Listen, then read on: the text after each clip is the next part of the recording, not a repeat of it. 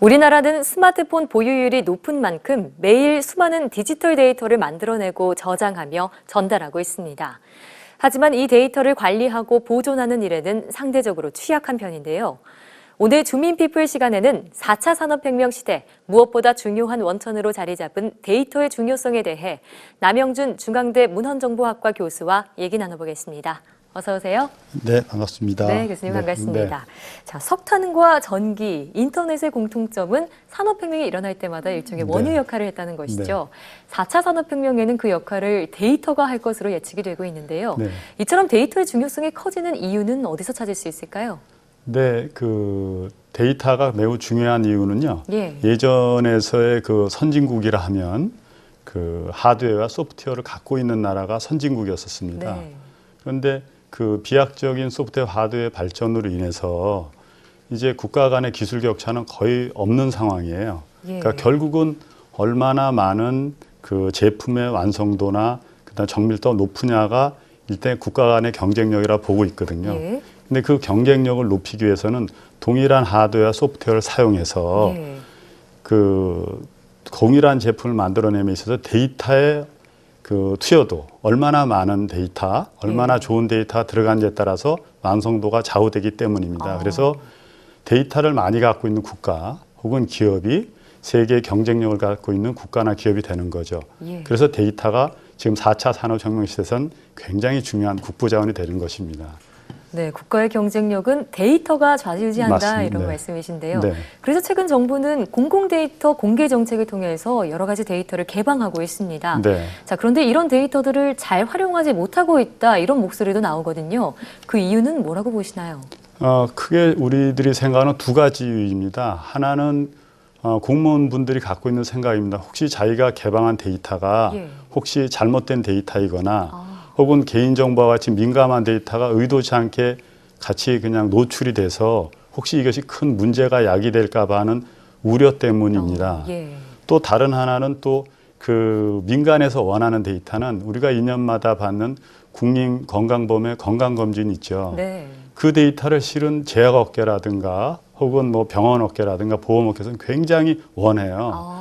근데 그런 데이터들은 주민등록번호라든가 신체 사생활 정보가 들어있기 때문에 실제적으로 공개가 거의 불가능하죠. 정말 민감한 정보잖아요. 아주 민감하죠. 뭐 저부터라도 제 거를 낸다면 저도 크게 그 뭐 반대할 것 같아요. 근데 실제 근데 산업계에서는 그걸 원하는데 그런 데이터는 못 내놓는 거죠. 그렇다 보니까 지금 내놓는 데이터들은 대부분 그런 위험성이 없는 데이터는 핫한 면에서 좀 떨어지는 거고요. 그러다 보니까 어쩌면 지금 이 그 정부 3.0에서 내놓는 데이터가 쓸모가 없다라는 얘기를 듣는 이유가 그 크게 두 가지 이유 때문에 그렇습니다. 그렇군요.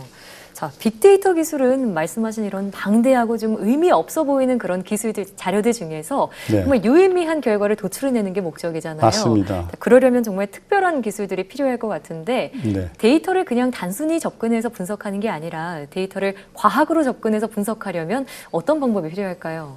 네, 보통 이렇게 표현하죠. 그냥 단순하게 그냥 어디 그 뭐 표현이 좀 그렇습니다. 학원에 가서 분석 기술을 배운 건 누구나 할 수 있습니다.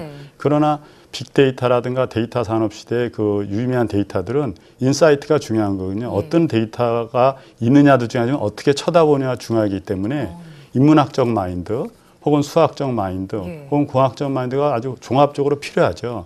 그러다 보니까 단순하게 분석 기술이 분석 기술도 굉장히 중요하지만 실제적으로 어떻게 사물을 쳐다보느냐는 능력 이런 것들이 중요하기 때문에 실제적으로 그거는 과학적 하나의 학문으로 자리 잡을 수밖에 없는 그런 상황입니다. 데이터 기술만큼이나 바라보는 관점도 중요하다 이런 말씀이시군요. 자, 이 데이터 과학의 중요성이 날로 커지면서 이 분야의 인재 육성도 그 중요성이 커지고 있습니다. 함께 이루어져야 할 텐데 현재 우리나라의 데이터 관련 인재 육성 상황은 어떤가요? 외국도 마찬가지입니다. 실제적으로 우리나라도 데이터의 중요성이 늘어나면서부터 많은 과학자들을 육성하려고 노력을 했죠. 근데 최근의 연구에 따르면 2022년까지 우리나라 데이터 관련 전문가들이 약 한 3만 2천 명이 필요하다고 얘기를 하고 있습니다. 그럼에도 불구하고 초중급 인력들은 실제적으로 그 공급이 수요보다 많은 편이고요. 고급 인력에 대해서는 아직 공급이 그 절대적으로 그 부족한 상황입니다. 그래서 특히 인공지능 AI 분야의 전문 인력은 극히 부족한 상황이라고 말씀드릴 수 있습니다. 예. 과기정통부에서 얼마 전에 국내 3개 대학의 인공지능 관련 대학원을 설립하기로 한 것도 네. 이 일환으로 보이는데요. 맞습니다. 네. 예. 자, 이처럼 데이터 전문 인력의 육성, 그 필요성을 한 번 더 강조해 주신다면요.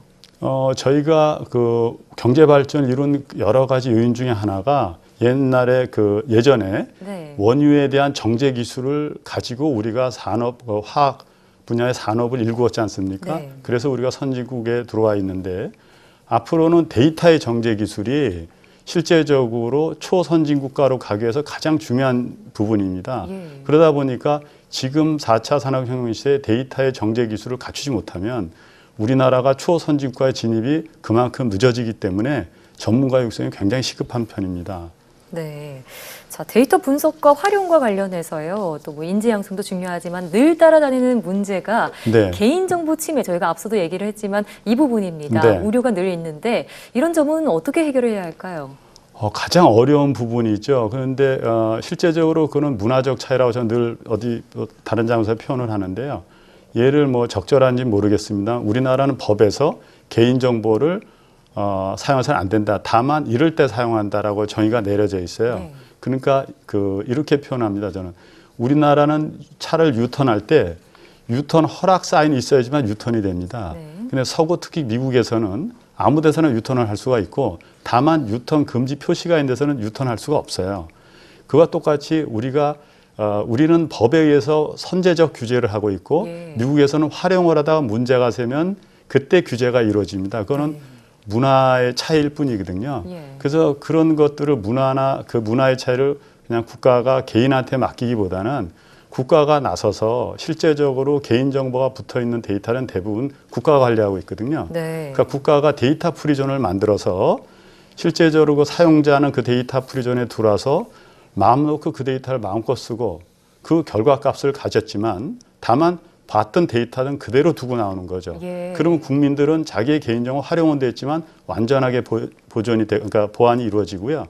실제적으로 그 사용자들은 자기가 원하는 값을 갖게 되는 거죠. 그래서 개인정보를 지금의 법으로 민간에서 활용하려면 굉장히 어려운 상황이 되겠습니다. 예, 그렇군요. 자, 그런데 이 모아둔 데이터를 뭐 보관하고 수집하는 일 역시도 데이터를 분석하는 일만큼이나 중요할 텐데요. 네. 자, 민간 기관은 정부 기관과 달리 이 분야가 좀 미흡하다고 들었습니다. 현재 네. 실정이 어떤지 짧게 말씀 부탁드릴게요. 네. 민간 기관에서는 자기네들의 의미적으로 많은 데이터를 수집해서 관리하고 있는데요. 네.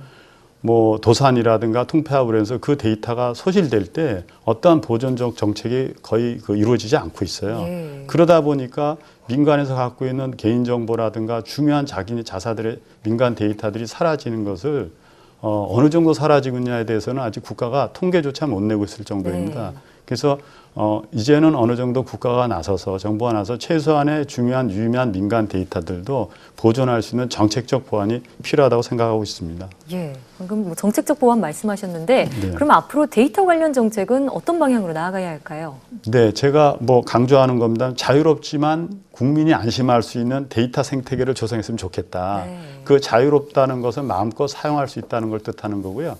안심이라는 거는 국민이 자기의 정보를 안전하게 보존받고 보호받을 수 있는 것을 뜻하는 겁니다. 예. 그러기 위해서는 우리 국민들이 반드시 데이터가 재화적 가치를 갖고 있다는 걸 인정해 줘야 되는 거고요. 그래서 보호해 줘야 되고 그러다 보면 자연히 민간 시장에서 데이터 거래가 이루어질 것이고 민간 시장에서 이루어지는 데이터 거래는 정부가 불법적인 거라든가 그다음에 개인정보를 침해하는 거 이런 것들에 대해서는 완전히 차단해 줘야 되고 그거 외에는 절대 간섭을 해서는 안 됩니다. 그래서 자유로운 거래 그다음에 그 거래에 따라서 생성된 데이터를 국가가 다아카이브하는 정책 이런 것들이 국가가 종합적으로 전략을 만들어주면 굉장히 우리나라도 4차 산업혁명 시대에 데이터 강대국이 될 수 있다고 저는 생각하고 있습니다. 네, 네. 이처럼 데이터의 중요성이 갈수록 커지는 상황에 대비해서 네. 이를 둘러싼 환경도 잘 갖춰나가야겠다는 네, 생각이 맞습니다. 듭니다. 네. 예, 지금까지 남영준 중앙대 문헌정보학과 교수와 얘기 나눠봤습니다. 오늘 말씀 잘 들었습니다. 감사합니다.